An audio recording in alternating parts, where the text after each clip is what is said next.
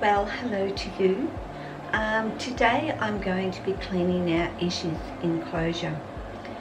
Now I was going to do a video about, Panda Boy asked me to do a video about the best fur snake, I guess you could say.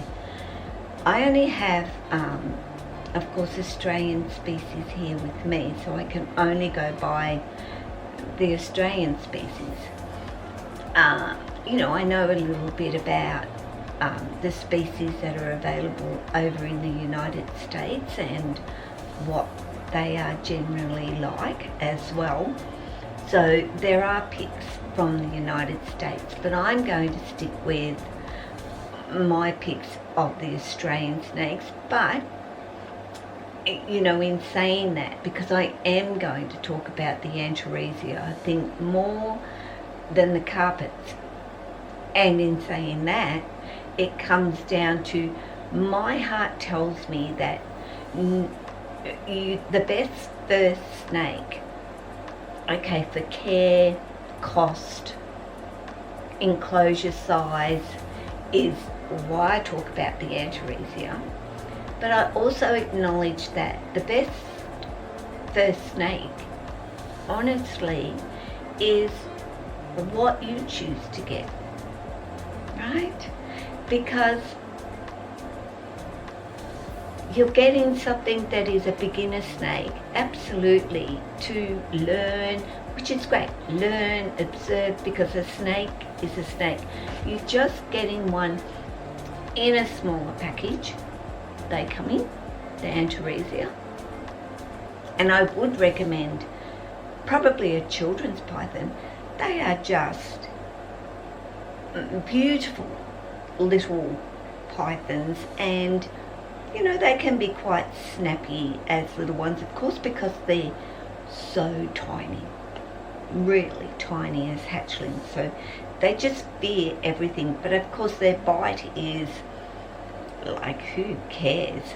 Of course now, even if a pony bit me, it would still be like, okay, what was that for? But a pony, my children's, and I'll put a clip in here so you can see her, and she's a reduced pattern. So most children's do have spots, but their little heads and their size is, although some get as big as spotted pythons, a pony is very slow growing. She's never been what I call an incredible eater. She went 6 months without eating, and then all of a sudden she's eating again, and yeah. So, but as in their care, they're hardy. It takes a lot to upset them. They do like quite warm temperatures. So keep that in mind. Even up to the 35, and especially, look, as a baby you could lower that temperature, but as an adult they do require like a 35 degree. I have never really put mine at 35. I've kept it at the 33, 34 mark for them. And they seem to manage quite well. And I'm putting my children's in with my spotted because it's very similar. Now, a spotted python as well is wonderful too, and I will put a clip in here and show you Maya, who is the most chilled, as is a pony, my children's. Pythons that I have, well, most of my pythons are chilled, but the little ones, they're cruisy, they love to come out, they enjoy being on and with you. I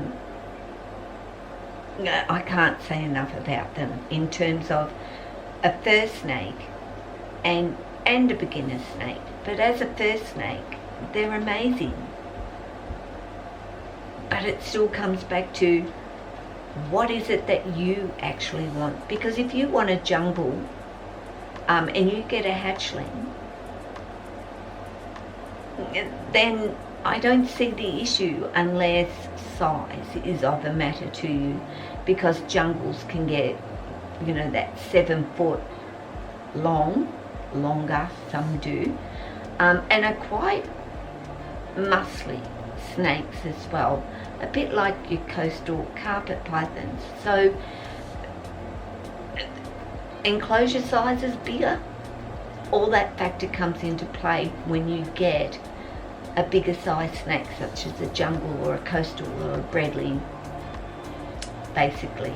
So, or your Darwins, even your Darwins. You know, I've got a big Darwin boy, and I can't wait to get him in his new enclosure.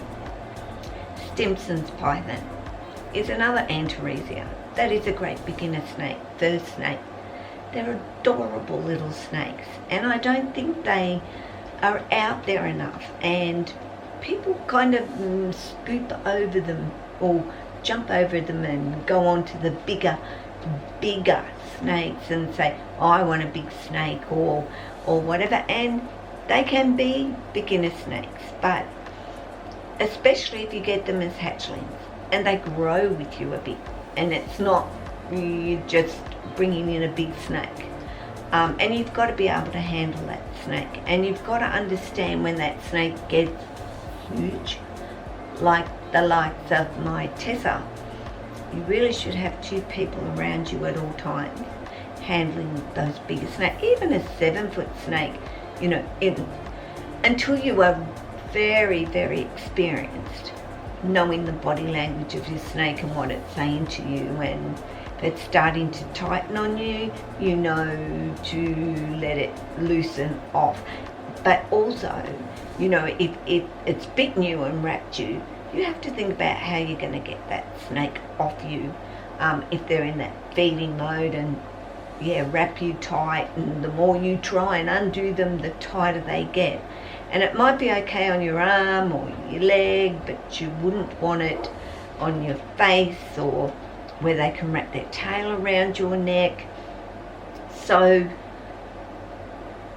beginner snake, you know, just know the bigger snakes have these cons with them. The smaller snakes, I don't really see anything other than they're smaller. But anyway, on to Ishii now. We're talking spotted, and Ishii isn't my most pleasant of girls, and you can see she is totally wanting to come out because she knows I'm here.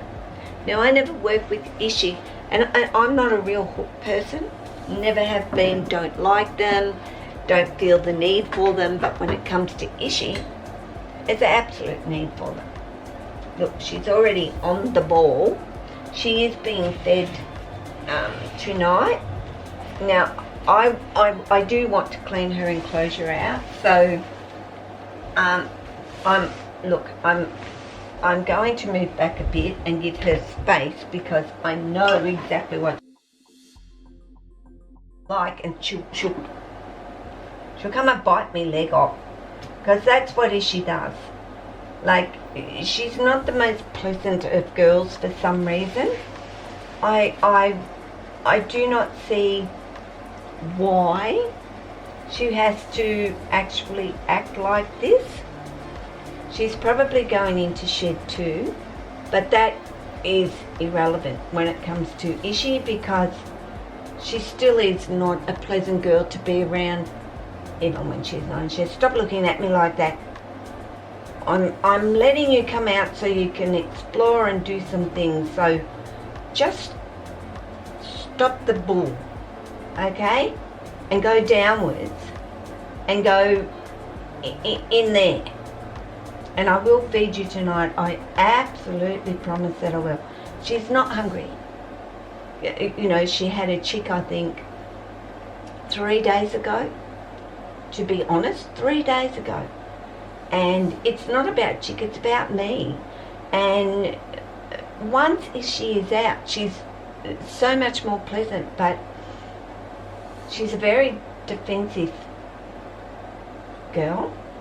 And if she's got some part of her in her enclosure, it is the absolute worst time to try and support her under her belly or anything like that. The best option is for me to stay away. You know, I don't know what it is. And I've done a lot of work with Ishii, and I've just found the best thing for her is to come on out and have her freedom to go in this puppy, it's a puppy pen, but for me it's a snake pen, isn't it, Ishii? So if you would like to go down, well, she's not going to move in, and I haven't got anything else that I can actually use. I do have 2 hooks, and I should have got 2 hooks, but I will wait patiently for her to calm down a little bit. But you know, I'm saying the Antaresia make great for snakes and beginner snakes, and Ishii is an exception to the rule.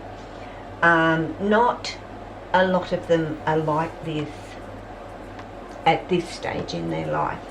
If you've done an enormous amount of work with them and got them out and so forth. So Ishii just happens to be this way inclined. So stop it. I am not coming any closer. And you need to completely relax, darling. I will relax the hook. Okay? And now go. And leave me alone. I'm the one who feeds you and cleans out your poop and gives you fresh water and lets you come out and play and do all this amazing stuff, and all you want to do is get me. Like, no fair. Just no fair, Ishii, at all. Be nice to Mum. Hey? And I know you don't like the hook. I know you don't like any of that. And I completely understand it, darling, but what do you want me to do? Because if I were to actually have, well, you could see I couldn't go in to pick her up, but she would not be giving me a nip and backing off. She would be giving me a bite and wrapping, because that's what she does. And I've had it happen to me.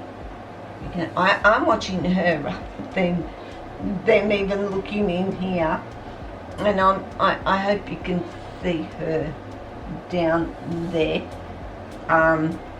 But she just, I don't know. I really do not know with Ishii, and I, you know, I can get her out of here and put her home without there being too much of an issue, but that's rare. So this little girl has spotted a beginner snake. No. So am I contradicting myself by saying the Antaresia are great for snakes? Majority of them are. And when you pick your hatchling, you pick the quietest and the most... Look, stop it! You stop it. Oh, I just swore. I never really swear. Stop it. See, it's all about the wrap. For Ishii, I want you to go in there and behave. Please. Honestly, you would like... What the heck? What the heck is going on with you, girl? See, I really do need to be out of her reach, and I stay out of her reach. She has quite a good reach, I might add, but I've tweaked to what that reach is, and I just keep my distance. So in the meantime, this is about lifting her tail and saying, put it in there. You put your whole self in here for me. Do not come out. Do not come out again. Please do not come out again. Well, no. And do not hurt yourself. Please. Oh my goodness, no, you have to come out. Because I desperately need to clean up your enclosure today. So do not. And now I will touch her because I've kind of got her head there. And no, you can't wrap your tail around me. There she was, you know, I'll get my tail around her real fast. But I will get this done up real fast. I mean, don't get me wrong. You know, am I playing chicken? No. I don't believe I'm being chicken, but what I'm being is, there's a hole here, so I really have to cover that in too, and I just remembered that there's a hole there, so I will push this sort of against it for now, and I will, down here I am, I will say goodbye to you, because always I love and leave you. Take care. Bright light. Ciao.